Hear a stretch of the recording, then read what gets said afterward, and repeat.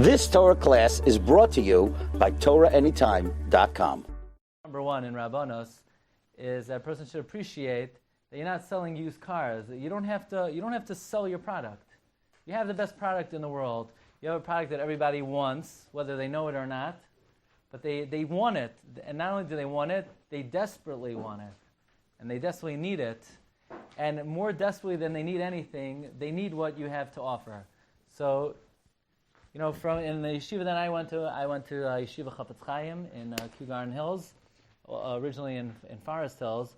One of the major hashkafas of the yeshiva was that the product, when you're in Rabbanos or Kirov, you don't need to sell your product. You don't need to embellish it. You don't need to change it. You don't need to paint it up. It speaks for itself. As long as you're a worthy pot, Rav Shalom Shvajan would say that all a Rav has to do is he has to be a pot. You fill yourself up with Torah. You just hope that the pot is kosher.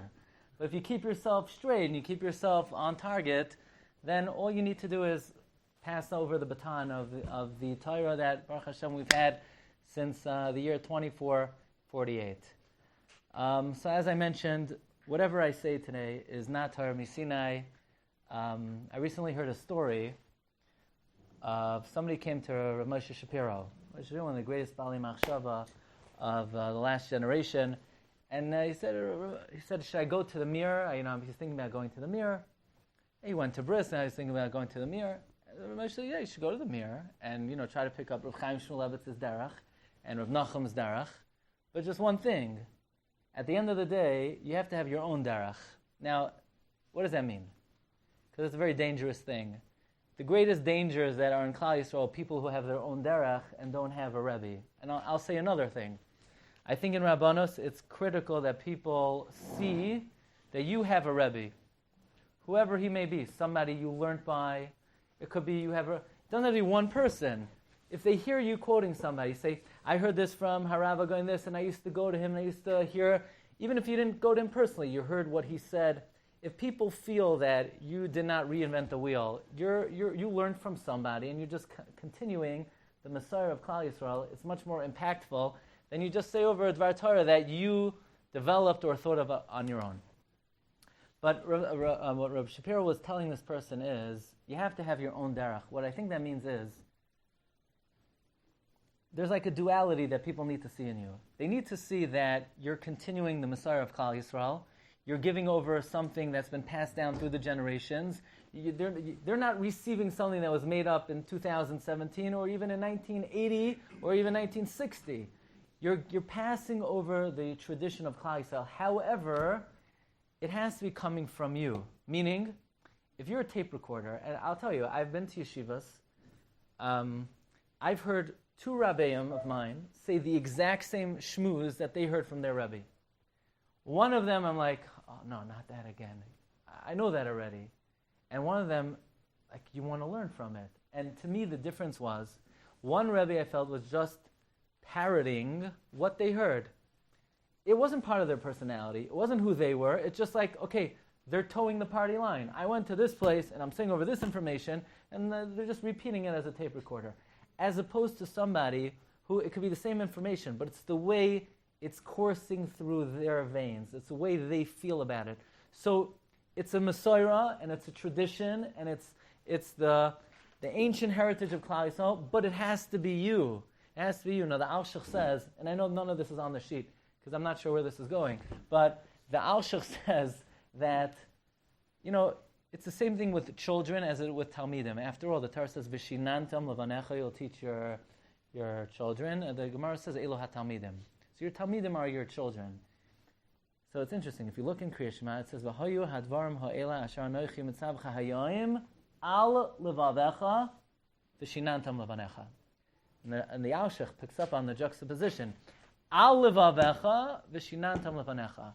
If it's on your heart, then you'll be able to teach your children. And same thing with Talmidim, meaning like this. If you consider Torah like a subject or something that, I don't know, I need to make a living, I got to do something with my life, so I'm not going to sell used cars, so I'll sell Torah. But it's not coursing through your veins, and it's not really meaningful to you, really, there are other jobs you should be involved in. Do not go into Rabbanos, Kirov. If it's not something that you feel passionate about and meaningful to you, it's not going to be passed over, not to your children, not to your Talmidim. It has to be al levavecha, and then you have a fighting chance, v'shinantam levanecha. So that's a very important klal. Okay. Rabbanos, right? You wanted to hear about Rabbanos? So I don't know if I'm the right guy to speak to you about Rabbanos, because I know there are different types of Rabbanos. You have Kirov. I know Aish is Kirov Yeshiva, but not a Kirov Yeshiva. They're multi-dimensional. So there's Kirov Rabbanos, there's out-of-town Rabbanos, and then there's called in-town Rabbanos. I'm a Rav in town. So if whatever I tell you now, if you're planning on going to Kirov or out-of-town in Rabbanos, it may apply, it may not apply. You have to use your own judgment. But let me tell you what, in my opinion, is the traditional role of a Rav. And then obviously, it has to be tailor-made to the exact circumstance and situation. It's something that I thought about. What's the job of a Rav? What in the world is a Rav? Like, you go into a shul, imagine you went into the Beis HaMikdash, and there's a guy sitting there while everyone's coming in one way, a guy he has a shtender the other way, who's this guy in the front? What's he doing? Why is he facing a different direction? I mean, aren't we all one nation? What in the world is a rabbi doing in front of the shul? What's right? I once read that Barbanel came to Italy, and he's like, I don't understand what's going on. There are these funny people called rabbis. What's a rabbi? Either you know Torah or you don't know Torah. Either you're Talmid Chacham or you're an Am Haaretz. What's like a professional Talmid Chacham? Either you know Shas and Shulchan Aruch or you don't. Either you know Torah or you're a pretender. What's a rabbi? What's the job of a rabbi? And somehow it developed that in a shul or in a community, there's a guy with a beard or without a beard sitting in the front, and he's the leader. What is the leader? He has to keep Shulchan Aruch more than anybody else? No. He has to learn Torah more than anybody else? No. It doesn't say V'yigiso yomim v'layla l'Rabbanim. It doesn't say L'kshartem lo'is ayodecha l'Rabbanim. Every Jew has the same exact responsibility. So what in the world is a rabbi? What's his job? Is he an advisor? Is he a posek? So I'll tell you, there's a famous story, and the story took on a life of its own, because there's so many different versions of the story that I've heard almost every Rav and their third cousin get involved in this story. But here's how the story goes. The question was presented: what is the job of a Rav? And supposedly the question was presented to the Aruch HaShulchan, right? Epstein, the author of Aruch HaShulchan. Today I think the Mishnah Berurah is sort of rising to become the seminal work of halacha, but it wasn't always this way. In Europe, almost all the Rabbanim paskind like the Aruch HaShulchan against the Mishnah Berurah, including Rav Moshe. Rav Moshe followed Aruch HaShulchan against the Mishnah Berurah. I heard from old-time Rabbanim, I heard from a Talmud of Lezer Silver, who always followed the Aruch HaShulchan. But now, the way the Hashgacha has it, is the Mishnah Berurah is becoming the final word on halacha, even maybe surpassing the Aruch HaShulchan. But they asked the Aruch HaShulchan, they asked Reb Chaim Brisker, and they asked, maybe some say Rabbi Yitzchak Elchanan Spector, some say Rabbi Itzla Panovitcher, some say Rabbi Itzla Petterberger. I guarantee you they didn't ask Rabbi Itzla Petterberger. He just crept in because his name is Itzla, and according to the first version, there's one Itzla, he crept in. But I did hear that version. They asked, what is the job of a Rav? What's the Rav supposed to do? So, supposedly, the Aruch HaShulchan said, the job of a Rav is to paskin shaylas. People don't know the halacha, and the job of a Rav is to paskin shaylas. They asked Rav Itzla Panovitcher or Rav Yitzchak Elchanan Spector, what's the job of a Rav? Harbatzas Torah, to give shiurim. And then they asked Reb Chaim Brisker, they said, 1 second, to paskin shaylas, what kind of shaylas? Every Jew needs to know how to paskin shaylas. If you don't know how to paskin shaylas, how are you going to take your socks out of your drawer on Shabbos? Otherwise, you're going to be over Yisurei the Oraisa of Boirer. It's basically understood. You'd be chayv skila just taking your socks out of your drawer. You don't have to be a Rav to paskin shaylas. Every Jew has to know how to take the socks out. That's the paskin shaylas. Elamai to teach Torah. Every Jew has to teach Torah. No. It says every Jew has to teach Torah. That's the job of the Rav. Reb Chaim Brisker supposedly said, the job of the Rav is to take care of the downtrodden, the brokenhearted, the Yisoimim, the Almanos. And by extension today, I think everyone is begeder, downtrodden and broken. Every human being alive today, if they're not involved in Torah, and even if they are broken and downtrodden. That's the fact of the generation. The Yeridas Hatorah, the emotional makeup of people today is extremely fragile and weak, and people are really suffering from anxieties and worries and distress and lack of self-esteem, and people really suffer. And today everyone's begeder, Almanos Yisoimim and Shvalei Ruach and Medukayim. And the job of the Rav, by extension of Reb Chaim Brisker, is not just to paskin shaylos and not only to teach Torah, but to really uplift people. People come to say Good Shabbos. You have a nice word for them. Our Rosh Yeshiva, Zechzak Bracha. You have a lot of Talmidim. It's very hard to connect with every Talmud. But he would have like a certain joke with every Talmud that when he would see that Talmud, like he would say, oh, you have a good three-pointer or something like that. I don't know. I'm giving an example, But that's just the way of, lifting somebody's spirit up for a moment. That's a very important part of the job. And I think I misunderstand, or I don't fully appreciate when people are lining up to wish a Rav Good Shabbos. To them, that's like, I'm here in this shul for an hour for the 2 seconds that the rabbi is going to look at me. What's the rabbi going to say? Is he going to smile sufficiently wide? I remember I used to go to Avigdor Miller, Zechazak Levracha, so he would say over, like he once got in trouble in his early Rabbanos, that one Baal Bas had a taina on him, that the width of the rabbi's smile was not sufficiently wide for him. You may not pay attention to it because you have to smile at 100 people, or even 10 people or 5 people. But to that person, it's make it or break it. The width of your smile is all that they care about. They don't listen to one word of the 10-minute Hatorah you said Friday night. They're half asleep. They don't even know what Parsha is, and they don't care. But, no, not to everybody, but to them, they're just they're measuring how many teeth you show them when you smile to them.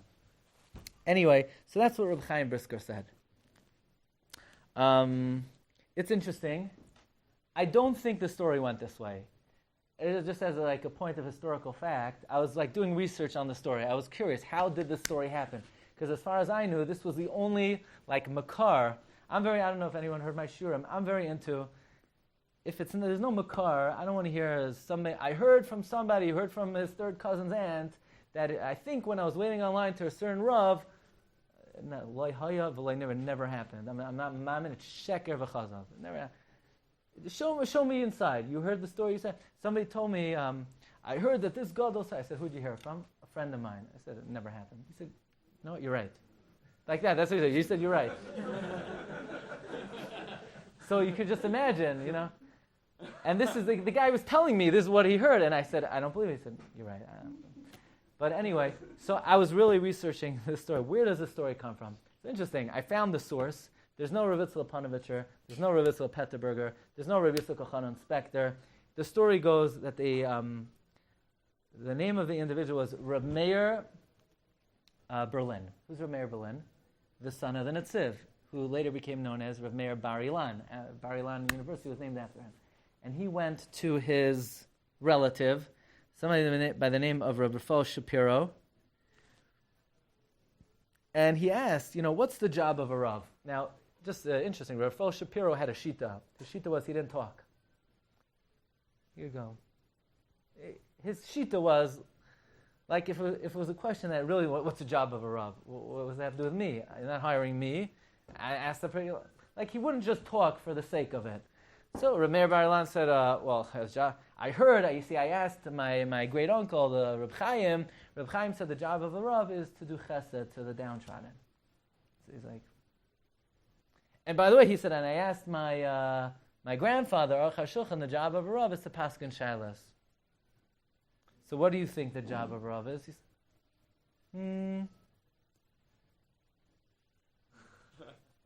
I think that's what most people think. I don't know exactly what the rabbi...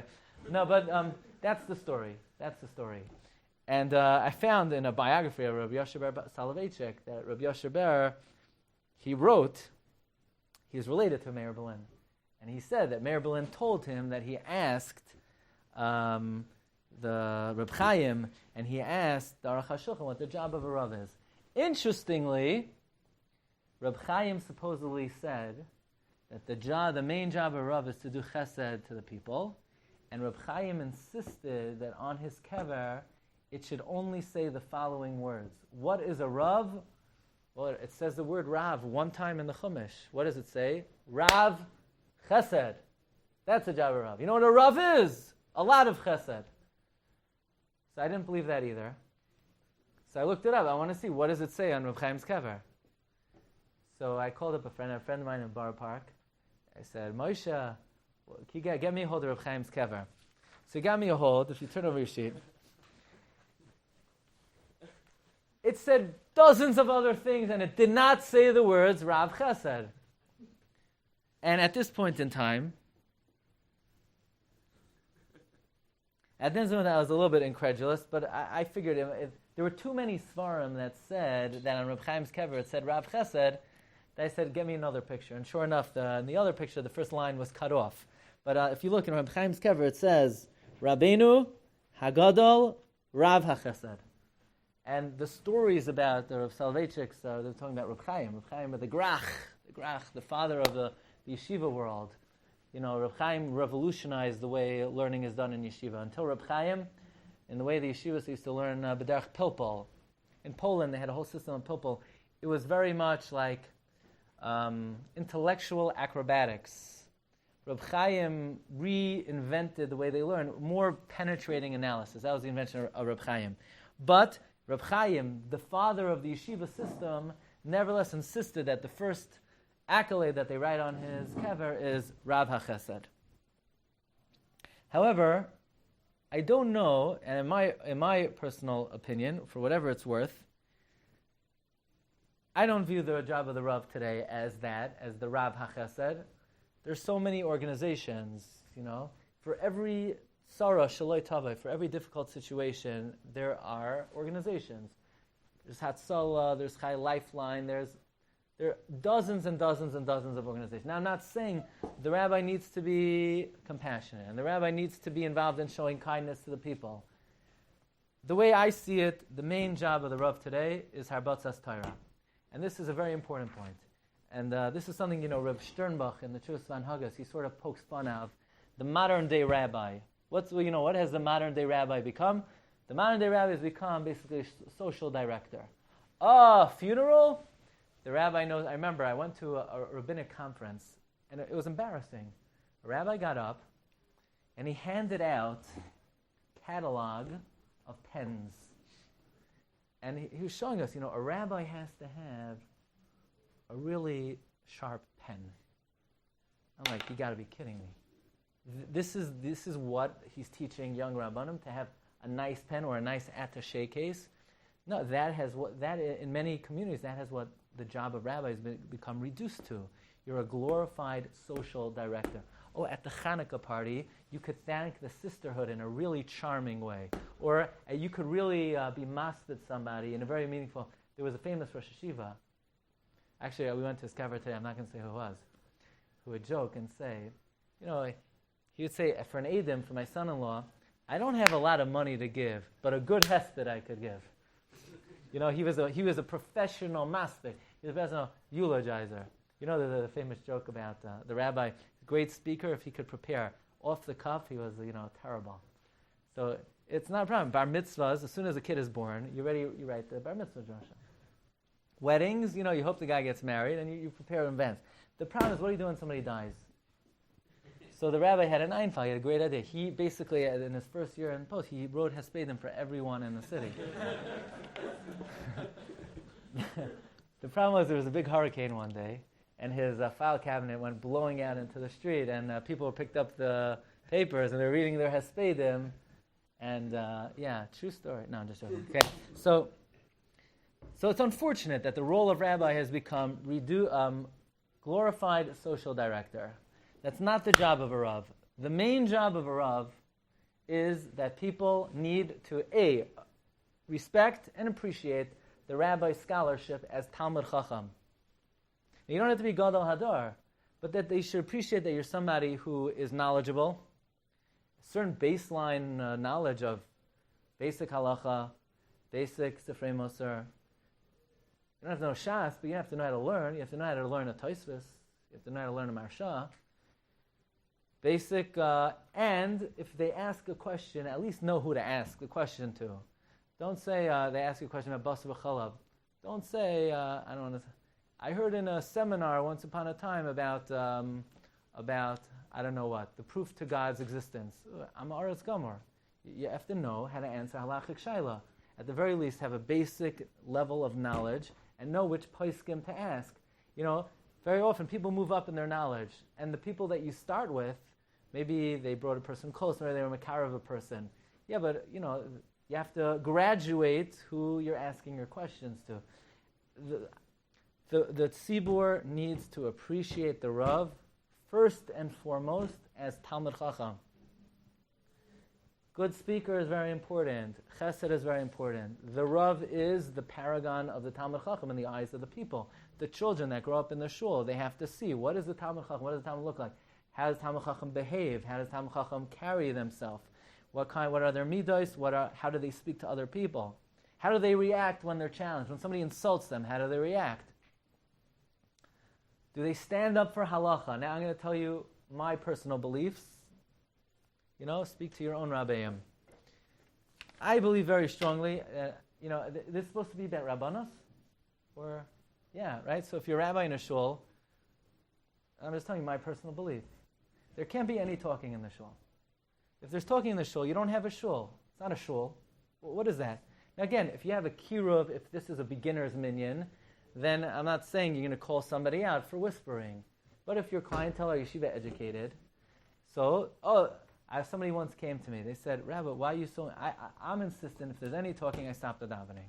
Otherwise, it's not a shul. What in the world, what in heaven's name are you doing here? You'll get more Gan Eden if you stay in bed and snore for 3 hours, then you come to shul and talk during Kriyas Hatorah. Why are you here? What are you doing here? So if the person doesn't have a basic level of education, it's a different story. You work with them. Someone who's yeshiva educated, just because they grew up in a place, and I don't know if I'm speaking to the right crowd, if this is appropriate, but again, if it's a yeshiva educated crowd, you can't, what are you coming to shul? What are you doing here? So I'm insistent there's no talking by davening. I feel that's the job of the Rav. Now, it's not a popular stance, and not everyone, I'm a Rav 7 years, it's gotten me in trouble. Absolutely. Now, the way I look at it is, you know what it says by Mordechai? It says by Mordechai that V'ratzoi l'roi v'echav. Most people liked him. Wow, imagine you say, there's a rabbi, he's a gadol hador, and guess what? Only 30% of the people couldn't stand him. Only 30% of the people hated his guts. Yeah, that's right. That's the most you could hope for. Your job is not to gain universal appeal or to be popular. If everyone loves you, the story goes that Rabbi Yisrael Salanter said that any rabbi who they don't want to throw out of town is not a rabbi. And any rabbi they throw out of town is not a man. Now, I'm not telling you to be edgy or to start, what's the word? To antagonize people. Obviously, no, there's no throwing around, no throwing anything, right? But in a respectful way, where they say, you stop, and you wait. And then they see, this is what you stand for. But, to me, the Shulchan Aruch is not, we are not licensed to be lenient with the halacha. It's not our Torah. Torah doesn't belong to the rabbi. The Torah is God's Torah. The Shulchan Aruch is God's Shulchan Aruch. Our only job is to safeguard it. Now you do it in a respectful way, in a dignified way. You don't want to embarrass anybody. I'm not saying you have to look at the guy. You could look the other way. If somebody's talking about Kriyas Torah, you stop the davening. I'll tell you a story. My great-grandfather, we weren't zecha to be at his kever today, but I wanted to go. But they say, if you say over from somebody, that's you're... My great-grandfather came over to this country, not to this country, America. Sorry. My watch is still in American time, so... He came over to America. He was self-taught. He did not, he didn't have a high level education in Poland. He taught himself to read the Shulchan Aruch. So over to the Shulchan Aruch, and the Shulchan Aruch says, someone's talking by davening, goyren by. You scream at them. It's the only halacha in Shulchan Aruch. It doesn't say if somebody's eating treif, you scream at them. Someone's eating treif. Say, excuse me, maybe you want to learn with me about the halachas we're eating. There's only one halacha in Shulchan Aruch. They say, scream at me. That you scream at the person. he doesn't know any chachmas. He doesn't know, but nobody does that, and if you do that, they think you're a lunatic. So he doesn't know any. So he followed the halacha, and the rabbis of the shuls that he davened in were not happy with him. He was chasing people away. So he said, look, Rabbi, I just want to let you know, it's not your Torah. It's not my Torah. There's a Shulchan Aruch. This is what it says. Now, I'm not saying you should scream at people. But I'm just saying that I think it's a big avla that Rabbanim sort of look the other way, and they say, well, I don't know, they'll eventually come around. Meanwhile, the shul is your arena. The shul is the place where you operate. It's your court. On the court, people have to follow the rules. What they do at home, you don't have to call out everything, but in where you operate and where you're performing from, the things have to be mahadran min ha-mahadran. That's one thing. I'll tell you some other things. I guess you could call them pet peeves, but I think now this I'm not as insistent on. And the truth is, this is something that I don't know why. B'nai Torah, Rabbi, people are not zohirin, and this has nothing to do with anything. People like to learn by Chazar Sashatz. You're not allowed to. It's Allah and Mishabur says you're not allowed to learn by Chazar. We went to Reb Chaim last night. Reb Chaim writes in the Orchos Yosha that if your maver said during Chazar Sashatz, you have to do it again. You're not yotzei. It's mitzvah haba ba'avera.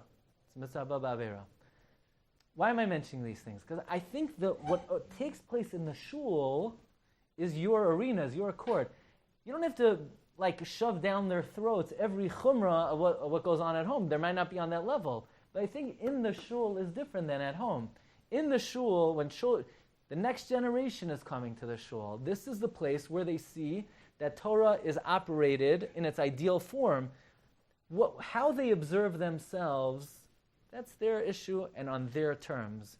But I don't think you could water down how you present Torah. And the way people conduct themselves in the shul is the way that Torah is being presented to the next generation. In my humble opinion, the main job of a Rav is giving shiurim. How about says Torah? That is the way you communicate with the people. That is the way you educate them. Yes, you want to be there at their simchas and you want to be there at their time of distress, but that the people should be getting high-level Torah. They should feel like the Rav is putting time into preparation. They only have an hour a night or an hour a week. They should feel that in this hour I'm getting the Rav put in 20 hours, and it's worthwhile for me to come. I need to be here because look how much preparation the rabbi put into it. And I saw there's a biography, like a storybook, so to say, on Rabbi Ovadia Yosef. It's well known Rabbi Ovadia valued more than anything else writing tshuvos. They once asked him, Tata, the family got together. They wanted to give him a present on his birthday. Rabbi Ovadia said, the biggest present is if you give me time, I could write another tshuva. However, it's here at number 9 on the sheets. I don't know what the shiur is called, like stream of consciousness, But Rabbi Ovadia said that when he was a Rav in Tel Aviv, he did not write one tshuva. He felt the primary job of Rav is giving shiurim and preparing shiurim. And he writes, for every 1 hour of shiur, you prepare at least 3 hours. What else did I write down over here?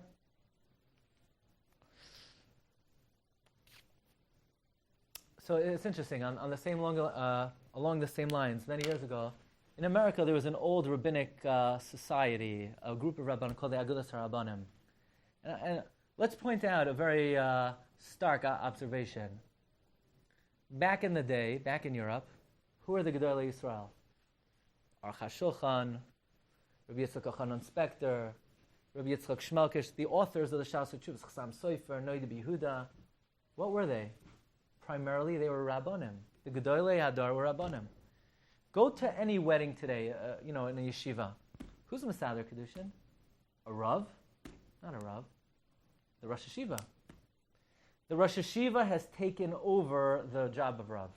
Meaning, if you ask most people, who are the leaders of the generation? Who are the Gedolei Hadar? It's become the Rosh Yeshiva, not so much the Rav. Why do you think that is? Why has the prestige of the Rabbanim sank? Very simple. Because the job of the rabbi has become reduced to social director. And people all they see is a professional rabbi instead of a Talmid Chacham. And the prestige is not there. And in fact, Rabbi Taitz, many years ago, wanted to develop a new institution, a new group of Rabbanim, to do what he called to elevate the prestige of the Rabbanos. And a particular Rebbe of mine, Rabbi Noach Isaac Obam, said, and he said, there's no way to elevate the prestige of the Rabbanos. It's not like you can get a better fountain pen or a more curved Hamburg, and now all of a sudden the rabbi is going to be put on the pedestal. It's all dependent on one thing. The rabbi has to be a Talmid Chacham. And I'll tell you another thing. As important as it is to be dedicated to the people, a rabbi has to devote daily, serious time to learn. Because the moment you stop learning, you plateau. And that means you've capped out and you've maxed out. And then people see, basically, you've stopped growing. If you've stopped growing, you slowly lose the impact you have on the people. I think people are inspired when they see somebody who's constantly growing, pushing themselves, elevating themselves. The only way to elevate the prestige of the Rabbanos and the prestige of any particular Rav is people see the scholarship improving in the Rav. They see the Rav is growing. He's learning this sefer now. He's learning that sefer now. His shiurim are more sophisticated, on a deeper. I think that's very impactful. Again, maybe your Rabbanim have other opinions. I'm just sharing with you my personal thoughts. It's very important, and I'll end with this, to connect to the Balabatim. After all, you could be the Gadol Hadar. You could be, you could be Moshe Rabbeinu. But, you give a shiur, and you're darshaning the Machlekes, Rabbi Kivega, Pnei Yeshua, Siman or Siba. The guy said, he doesn't know what you're talking about. So you need to be able to communicate effectively. But I think what I'm more getting at is you want to connect with the people.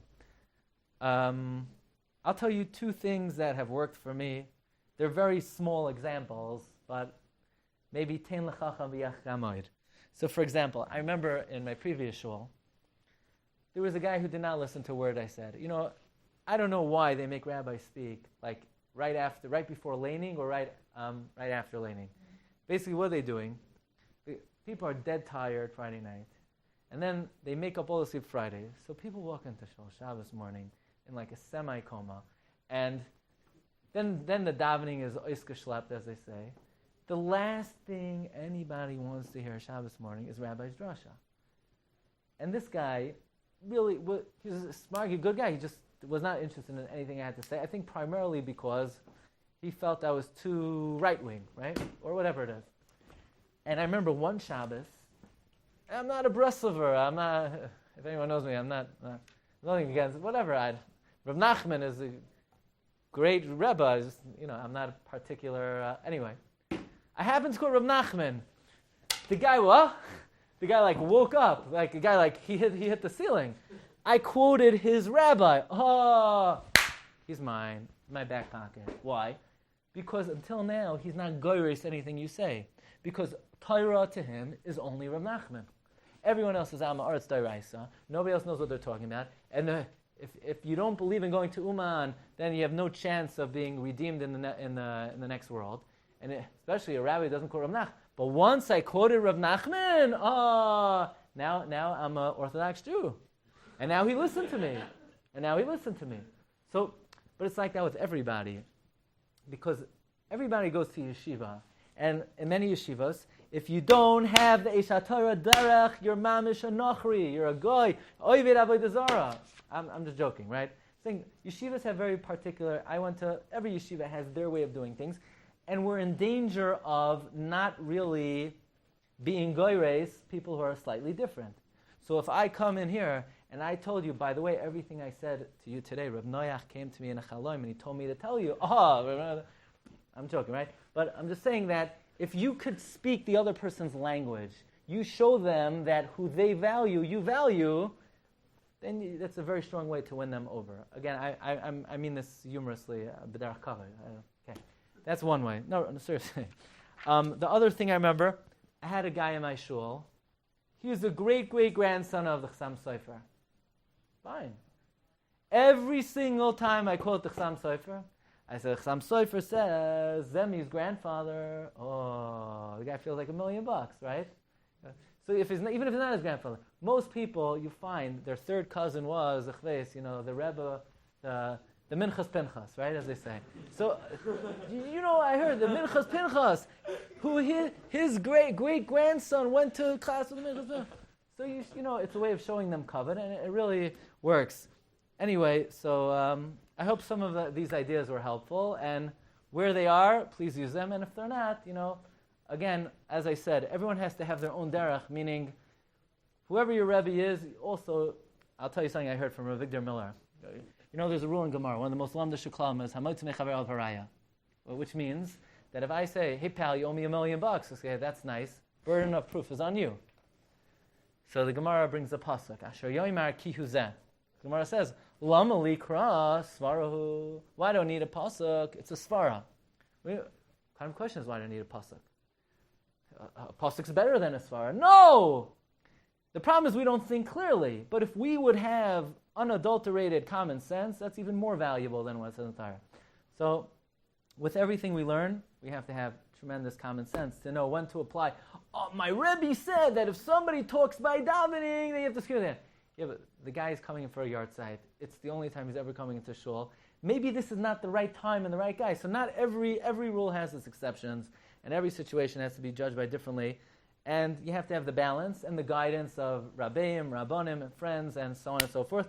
And ultimately, we all daven for siyata d'shmaya, shaloi teitzei milchshal mitachas yadeinu, that we don't make any major or minor mistakes. I wish everyone tremendous bracha v'atzlacha. Thank you for listening. Shkoyach.